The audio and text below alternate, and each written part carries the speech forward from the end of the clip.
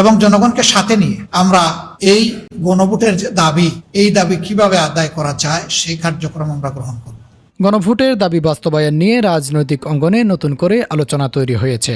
এক সমাবেশে বক্তব্য দিতে গিয়ে জামাতের আমির ডক্টর শফিকুর রহমান বলেন, গণভোট কোনো ব্যক্তি বা দলের বিষয়বস্তু নয়, এটি জনগণের অধিকার। তিনি দাবি করেন, গণভোটের প্রশ্নে অতীতের সরকার ও বিরোধী দল সহ সব পক্ষের মধ্যে একটি ঐক্যমত ছিল।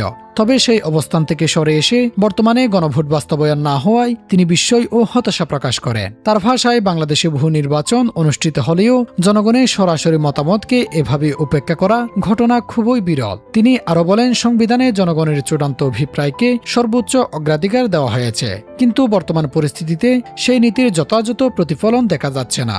বক্তব্যে তিনি উল্লেখ করেন, সংসদের ভেতরেই বিষয়টির সমাধান হওয়া উচিত ছিল।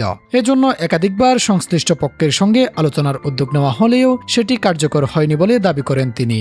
এর ফলে রাজনৈতিক ঐক্য ভেঙে গেছে বলেও মন্তব্য করেন শফিকুর রহমান। তিনি বলেন, যদি জনগণের রায়কে যথাযথ সম্মান দেওয়া হতো তাহলে সংসদের মর্যাদা আরও বৃদ্ধি পেত এবং গণতন্ত্র আরও শক্তিশালী হতো। তবে বর্তমান পরিস্থিতিতে সেই আহ্বানের প্রতি সম্মান প্রদর্শন করা হয়নি বলে অভিযোগ তোলেন তিনি। এ প্রেক্ষাপটে তিনি জানান, এখন তাদের সামনে একমাত্র পথ হচ্ছে আবার জনগণের কাছে ফিরে যাওয়া। গণভোটের দাবি বাস্তবায়নে জনগণকে সঙ্গে নিয়ে পরবর্তী কর্মসূচি গ্রহণ করা হবে বলেও জানান তিনি। তিনি আরো বলেন, এই দাবি কোনো নির্দিষ্ট দল বা গোষ্ঠীর নয়, বরং এটি দেশের সামগ্রিক স্বার্থ সংশ্লিষ্ট একটি বিষয়। তার মতে, সংবিধানের কিছু দিক ব্যবহার করে যদি জনগণের উপর দুর্নীতি ও দুঃশাসনের চাপ সৃষ্টি হয় তাহলে সেই কাঠামোর সংস্কার প্রয়োজন। বর্তমান রাজনৈতিক ব্যবস্থায় দেশের মানুষ পরিবর্তন ও সুশাসনের প্রত্যাশা করছে বলেও উল্লেখ করেন তিনি। তবে সেই প্রত্যাশা পূরণে বাধা সৃষ্টি হলে তা নিয়ে প্রশ্ন ওঠা স্বাভাবিক বলে মন্তব্য করেন শফিকুর রহমান। সবশেষে তিনি বলেন, গণভোট বাস্তবায়ন না হওয়া এটি কোনো একটি রাজনৈতিক ইস্যু নয়, বরং এটি জনগণের প্রত্যাশা ও অধিকারের সংশ্লিষ্ট